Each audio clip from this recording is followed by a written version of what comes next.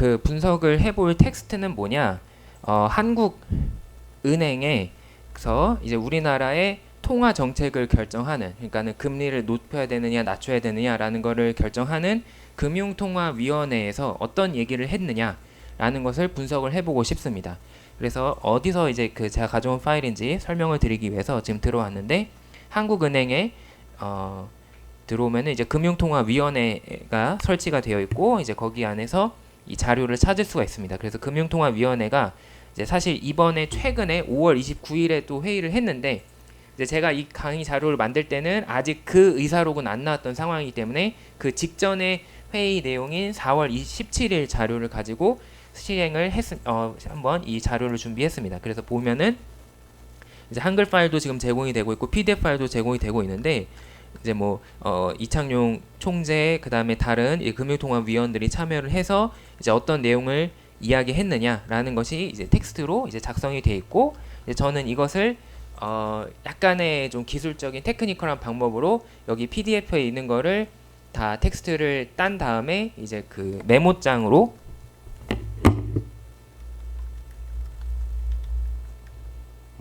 메모장에서 읽을 수 있는 텍스트 파일로 전환을 해서 이제 이거를 다른 이름으로 저장해서 사용을 한 겁니다. 그리고 이렇게 그 저장을 할 때 주의할 점은 한글이 들어있는 경우 이 인코딩을 UTF-8 이렇게 해주면 여러분들이 이 파이썬에서 사용을 할 수 있다. 이거는 그냥 여러분들이 나중에 비슷한 작업을 하시고 싶은 분들을 위해서 추가적으로 설명을 드렸습니다.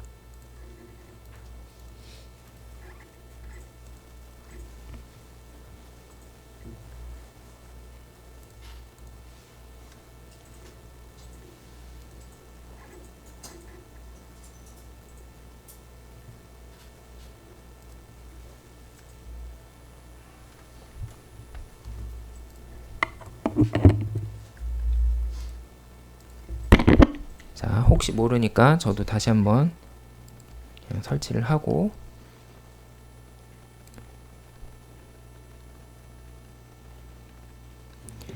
그 사이에 좀 설명을 드리도록 하겠습니다.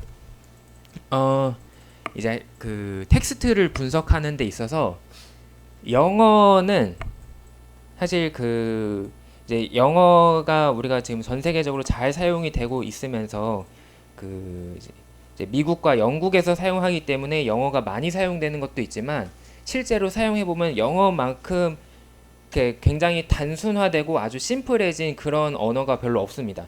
왜냐면은 이제 예를 들면은 I went to school 하면은 이제 그 I 그 다음에 went 가다 그 다음에 school 이제 학교 이렇게 해서 의미를 가지고 있는 게 다 단어로 딱딱딱 떨어지기 때문에 이제 이거를 텍스트 분석하는 데 있어서 쉽게 단어 단위로 생각해서 분석을 하면은 쉽게 분석을 할 수 있어요.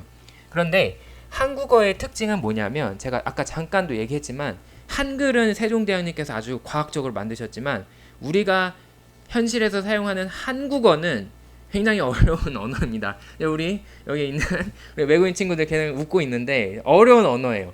우리가 인식을 못해서 그렇지. 왜 그러느냐? 자, 보면은 철수는 학교에 갔다 라는 문장을 생각해 보겠습니다. 그러면은 단어로 쓰면은 철수는 학교에 갔다 라는 3개의 단어가 있지만, 사실 거기에는 무의미를 쪼개보면은 더 깊이 쪼개야 됩니다. 왜냐하면 한국어에는 조사들이 많기 때문에. 그래서 어떻게 쪼개야 되느냐? 철수, 명사, 그 다음에 는, 이거는 사람을 나타내는 거다라는 조사가 붙고, 그 다음에 학교, 목적, 그 다음에 어디로 가라는 이제 또 조사가 또 들어가고, 갔다는 사실은 다의 이제 축약이에요. 그러면은 가다의 가와 그 다음에 과거형이라는 걸 나타내는 그리고 마무리되었다는 했다라는 행동을 나타내는 다까지 합쳐져서 이게 철수는 학교에 갔다라는 우리가 쉬운 말을 표현하게 되는 겁니다. 이제 그렇기 때문에 우리가 이 텍스트를 분석하려면은 이 조사들을 다 발라내서 이제 핵심적인 의미가 들어있는 이제 명사들과 동사들, 형용사를 골라낼 수 있는 그런 능력이 필요합니다. 이제 이게 굉장히 복잡해요. 그래서 이제 이렇게 발라내는 것을 우리가 뭐라고 하냐면 형태소 분석이라고 합니다. 여기서 형태소라는 것은 단어보다 더 작은 단위로서 실질적으로 그 핵심적인 의미를 담고 있는 최소한의 그 단위를 의미를 합니다. 자, 그리고 이제 그러한 그 분석을 하기 위해서 이 한국 사람들이 개발을 한 패키지가 이제 Korean Natural Language Processing for Python 해서 NLPy라는 이제 그 패키지가 있습니다. 이거를 사용을 하면은 여러분들이 이제 한국어 데이터를 이제 쉽게 처리할 수 있는 여러 가지 기능들이 이제 모아져 있습니다. 그래서 이거를 설치를 또 하도록 하겠습니다.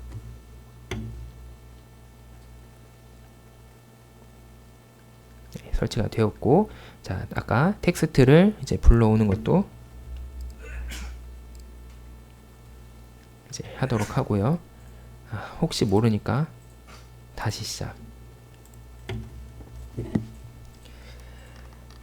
자, 그리고 이 그 NLPy의 안에 패키지에는 이렇게 형태소를 발라내기 위한, 형태소를 뽑아내기 위한 그런 패키지가 무려 5개 정도가 들어있어요.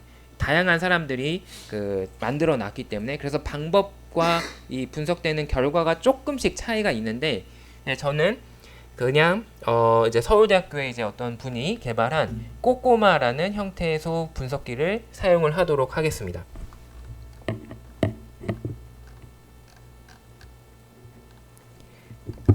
그리고 이제 우선 텍스트를 이제 실제로 그 열어봤다라고 하면, 여기서 그 파일을 열었다라고 하면은 이제 이거를 한번 열어보면은, 다시,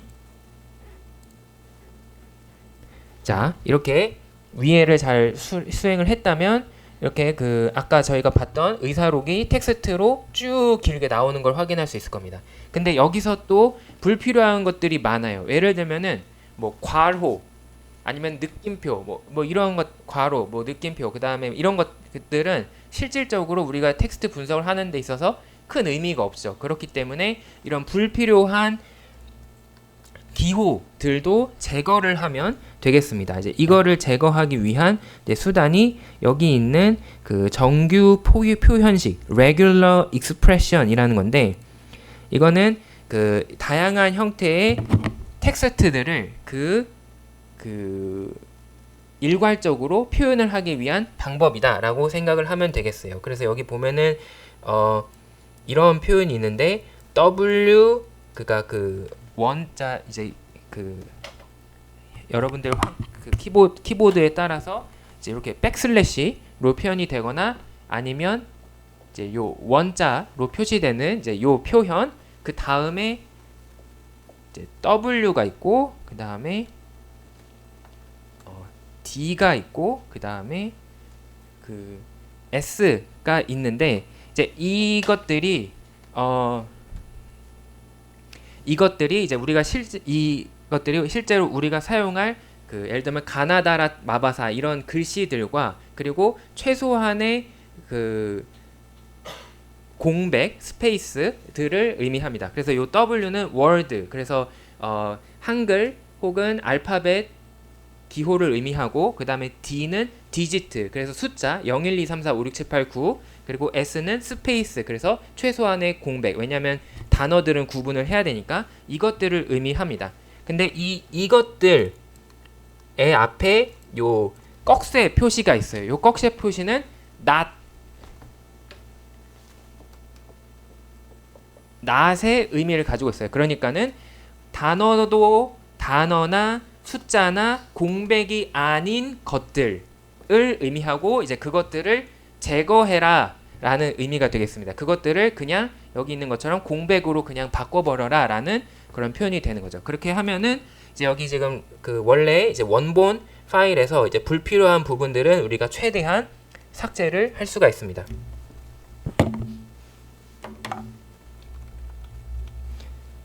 자, 그래서 삭제된 결과를 한번 확인을 해보면 이제 아까보다 훨씬 더 보기 편해졌죠. 이제 여기 보면은 괄호라든가 뭐 이런 불필요한 부분들이 있었는데 그것들을 다 삭제하고 우리가 실제로 의미를 분석하고 싶은 텍스트들과 숫자들만 거의 남은 걸 확인할 수 있습니다.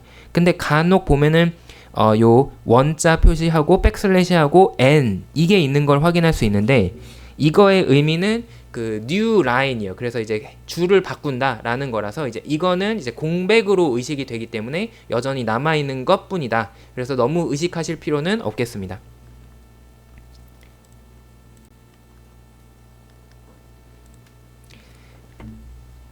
자, 그 다음에는 그러면 실제로 이 형태소 분석기가 어떤 효과가 있는지 우리가 확인을 해보기 위해서 몇 가지 예시를 사용할 텐데, 이제 그 저 위에 거는 너무 기니까 간단하게 제가 헌법 제1조를 갖고 왔어요. 그래서 대한민국은 민주공화국이다. 대한민국의 주권은 국민에게 있고 모든 권력은 국민으로 나온다. 이제 이 두 문장을 분석을 해보도록 하겠습니다. 그래서 원래 우리가 보통 그 전에 제가 설명을 드렸던 것처럼 이제 글씨를 쓸 때는 여기에 F를 하고 어떤 이렇게 따옴표를 하면은 이제 F 스트링이라고 해서 이제 텍스트를 나타내는 표현이었어요. 근데 여기에는 U라고 했습니다. 왜 U라고 했느냐? 이것은 한글이 이제 UTF라는 아까 제가 잠깐 파일을 저장할 때 말씀드렸던 이제 특수한 형태로 이제 그 파일에 저장이 되기 때문에 그러한 UTF 포맷이다라는 걸 설명하기 위한 기호가 되겠어요. 그래서 요 꼬꼬마 형태소 분석기를 실행을 해 보면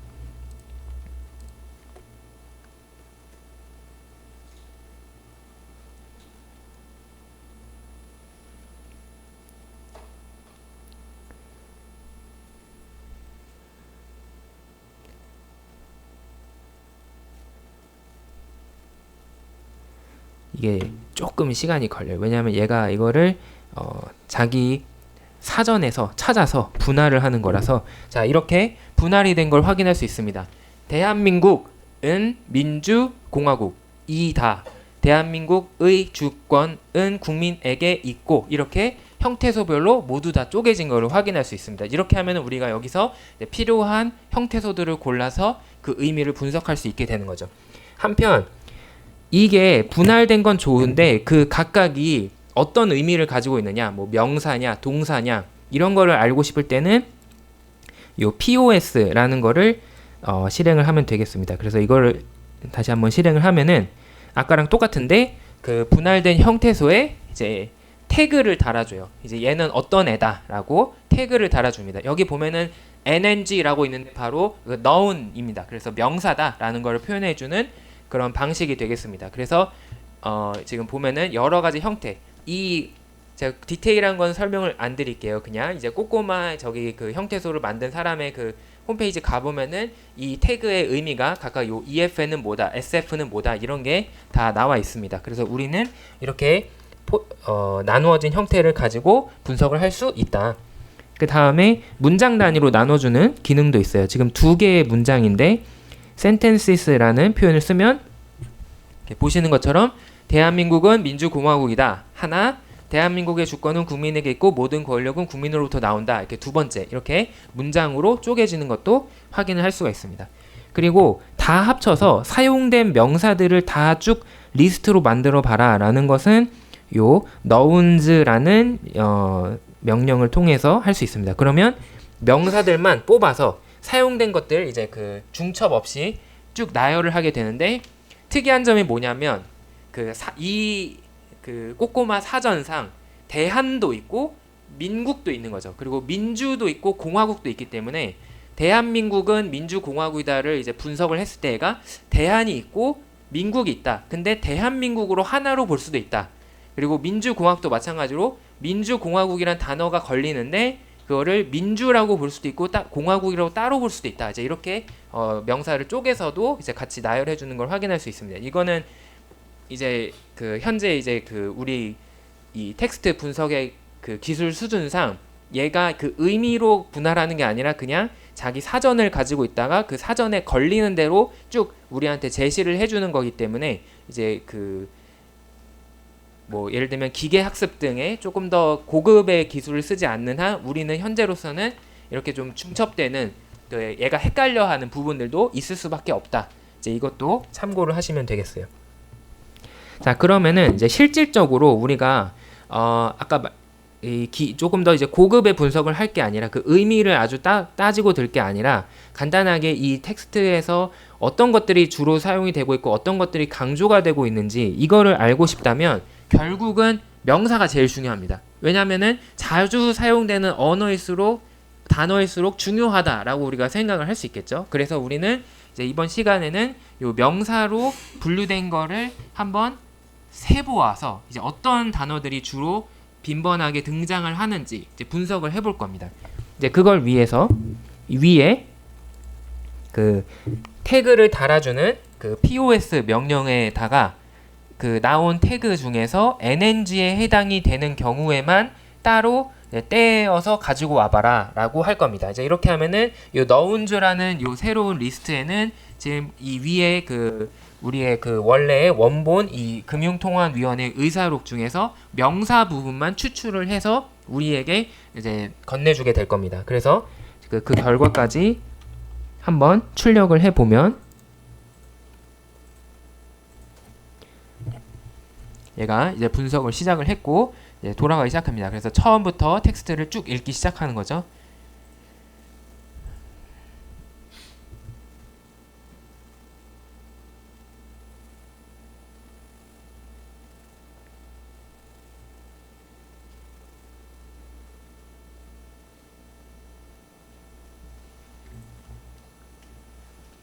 자, 그러면은 자 이렇게 보면은 처음부터 끝까지 이제 명사에 해당되는 것만 나온 걸 확인할 수 있습니다. 상황, 지리, 국가, 모두, 관세, 부가, 성장, 하방 등 이제 명사들만 쭉 나오게 되는 거를 확인할 수가 있죠. 자, 이제 그 다음으로 넘어갈 건데 여기서 한 번 더 걸러줄 필요가 있습니다. 이제 명사로 뽑힌 것 중에서도 보시면 그다음에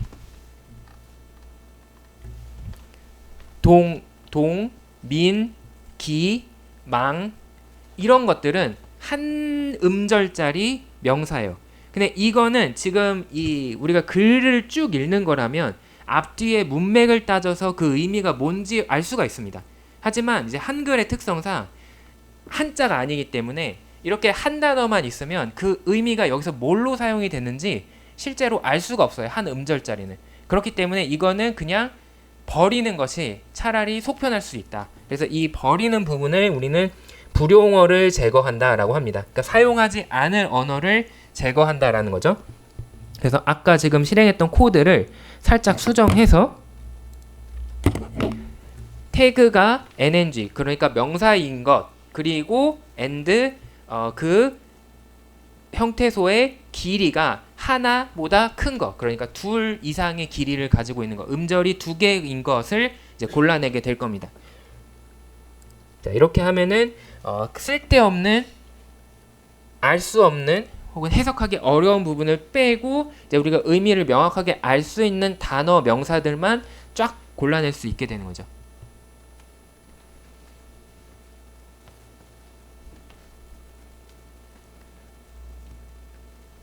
자 그러면 아까 좀 애매했던 한 단어짜리는 빠지고 시장, 변동성, 확대, 소비, 위축, 영향, 유의, 필요, 견해 등 이제 우리가 딱 봐도 알 수 있는 그 단어 명사들만 추출이 된 거를 확인할 수 있습니다. 자 이제 이거를 간단하게 분석을 해볼 건데 제가 말씀을 드렸듯이 어떤 단어가 주로 사용이 되고 있느냐 이 빈도를 계산해 봐서 중요도를 판단을 해볼 수 있겠습니다. 이제 그걸 하기 위해서 몇 개나 있느냐 그 단어들이 몇 번이나 출현을 했느냐라는 것을 여러분들이 이미 알고 있는 이제 그룹 바이 그리고 애그리게이트에서 이제 그 카운트 숫자를 세는 방식으로 이제 세볼 겁니다.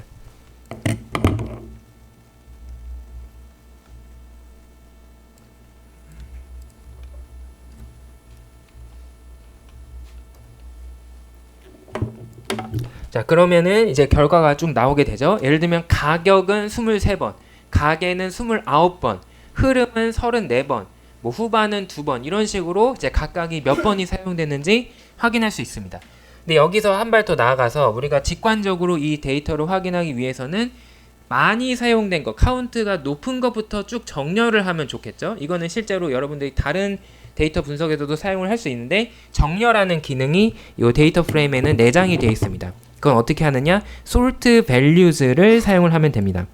이제 여기 있는 것처럼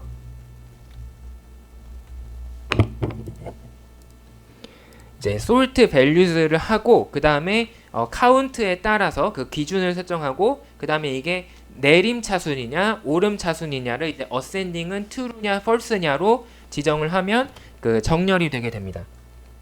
그래서 정렬된 결과를 보면은 이제 정렬이 된 걸 확인할 수 있죠. 그래서 정책 137번이나 나온 정책부터 시작해서 관세, 금리, 관련, 위원 등으로 순서가 나오고 있는 것을 확인할 수 있습니다. 자, 이렇게만 하는 것으로도 여러분들은 이미 이제 이 빈도 분석을 한 거예요. 하지만 이제부터는 이거를 다른 사람들한테 보여주기 위해서 이제 비주얼라이제이션을 해야 되겠죠. 시각화를 하기 위해서 이제 우리는 막대 그래프를 먼저 사용을 할 수 있습니다. 그래서 약간의 그 테크닉은 뭐냐면 전체를 다 그래프로 만드는 게 아니고 상위 20개만 그래프로 만들자 해서 헤드 20개, 이제 이 헤드 명령어가 제가 데이터 프레임을 소개드릴 때 말씀드렸던 건데 앞에서부터 20개만 사용하는 혹은 앞에서부터 5개만, 앞에서부터 10개만 이렇게 보여주는 방식이었죠. 이제 그거를 사용해서 데이터를 그렇게 제한하면 이미 정렬이 되어 있기 때문에 위에서부터 20번째까지만 카운트가 되게 된다. 그리고 이제 글씨는 가로로 길기 때문에 이제 통상적인 x축과 y축을 좀 바꿔서 이제 y축에다가 그 명사를 쓰고 그 다음에 x축에다가 그 숫자를 세도록 하면은 이 그래프를 예쁘게 그릴 수 있을 겁니다. 참고로 여기서 이제 글씨체를 지정을 하기 위한 이 명령이 pltrc 해서 패밀리는 이제 글씨체는 나눔 고딕으로 이제 지정을 하는 그런 명령입니다.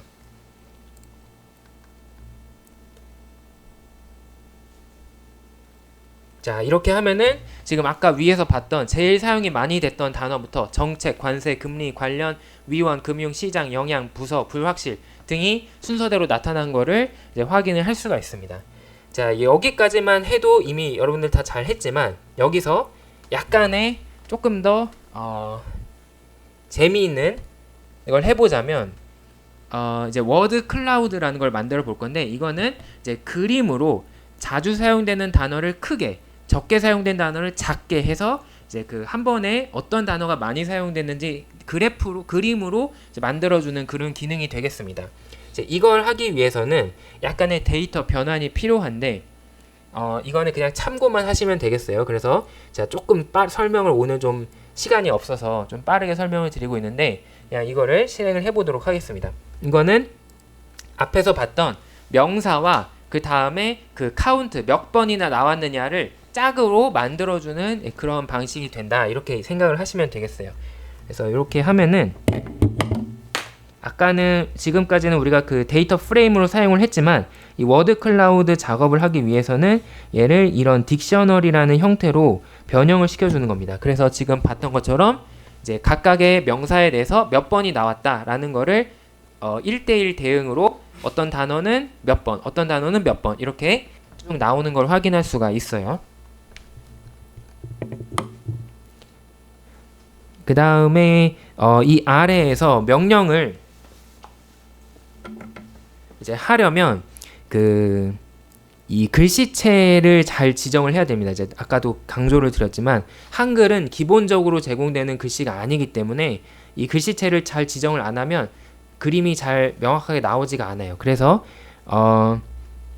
내가 사용하고 싶은 그 글씨체의 위치를 이 아래에서 지정을 해줘야 되는데 그걸 위해서 이 명령을 하면은 이제 나눔과 관련된 글씨체가 어디에 저장이 되어 있는지 요 각각을 찾을 수 있습니다. 그래서 보면은 나눔 브러쉬, 나눔 명조, 옛 한글, 뭐 나눔 고딕 에코, 나눔 스퀘어, 나눔 명조 에코, 고딕 에코 등등 나눔 글씨체들이 쭉 나오게 되죠. 이제 이 중에서 여러분들이 고르면 되는데 저는 나눔 고딕을 이제 두꺼운 글씨체로 엑스트라 볼드로 사용을 할 겁니다. 그래서 여기서 나눔 고딕 엑스트라 볼드의 요 위치를 찾아서 여기다가 덮어 씌우고 사용을 하는 게 되겠습니다. 그래서 이것도 그냥 여러분들이 실행을 해보면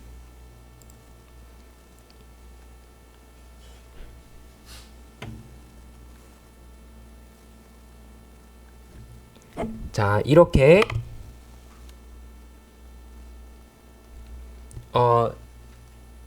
결과 그림이 출력이 되는데 아까 봤던 정책, 금리, 관세 등 이제 자주 나오는 단어가 커다랗게, 그리고 상대적으로 덜 사용된 단어는 조그맣게 여기 안에 예쁘게 들어간 걸 확인할 수가 있죠. 이제 그래서 이거를 이러한 형태의 이제 워드 클라우드를 사용하면은 여러분들이 이제 어떤 이 보고서를 읽는 사람들한테 이 보고서에서 사용된 단어들, 주로 빈번하게 사용된 단어들이 어떤 것이다라는 것을 직관적으로 보여드릴 수 있습니다.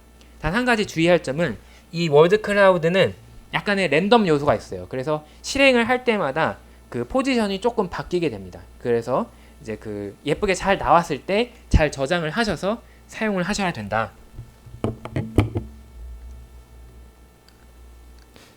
그리고 이제 이 뒷부분은 그냥 간단하게 설명을 드릴 텐데, 지금은 직사각형 모양으로 그림이 출력이 되고 있는데요. 이제 제가 아까 함께 제공을 해드렸던 이제 그 구름 모양의 이 사진이 있습니다. 이거를 이용을 해서 이 모양대로 이 워드 클라우드를 만들어 봐라 라고 하는 부분이 되겠습니다. 이제 이거는 그 마찬가지로 이 부분에 여러분들이 아까 요 드라이브에 들어가셔서 각자 위치에 있는 그 그림 파일의 위치를 잘 입력을 하시고 이 순서대로 따라 하시면은 결과를 확인하실 수 있을 겁니다. 자, 이렇게 하면은 아까 네모렇게 커다랗게 있는 것보다 조금 더 보기 예뻐졌죠. 그래서 구름 모양대로 글씨가 완성이 된 걸 확인할 수 있고, 간단하게 그 의미를 확인해 보자면 금리, 정책, 이거는 당연히 금융통화위원회니까 자주 나올 수 있는 단어인데, 지금 가장 큰 게 뭐냐? 4월에 지금 가장 염려가 되는 게 관세다. 지금 이제 도널드 트럼프 이제 미국 대통령의 취임 이후 지금 우리나라 경제 입장에서 제일 민감한 부분, 제일 영향을 주고 있는 게 바로 미국과의 관세라는 것을 우리가 이 워드 클라우드를 통해서 이제 확인을 할 수가 있습니다. 이제 그래서 이제 이렇게 분석을 하면은 이제 간단하게나마 이제 우리가 기본적으로 텍스트를 분석해서 그 중에서 어떠한 이 텍스트가 어떤 주제를 담고 있는지, 어떤 것을 강조하고 있는지, 중요한 요소가 뭔지 하는 거를 분석을 할 수 있다. 이제 이런 거를 마지막으로 소개를 해드리고 싶어서 제가 조금 빠르지만 설명을 드렸습니다. 그래서 이거는 그 뭐 어려운 부분이 없고, 그 다음에 그 제가 제공해드린 이제 코드 부분을 이제 그 경로나 이제 그 파일의 위치 이런 것만 살짝 조금씩 바꾸셔서 실시를 해보시면은 충분히 여러분들도 해보실 수 있을 겁니다.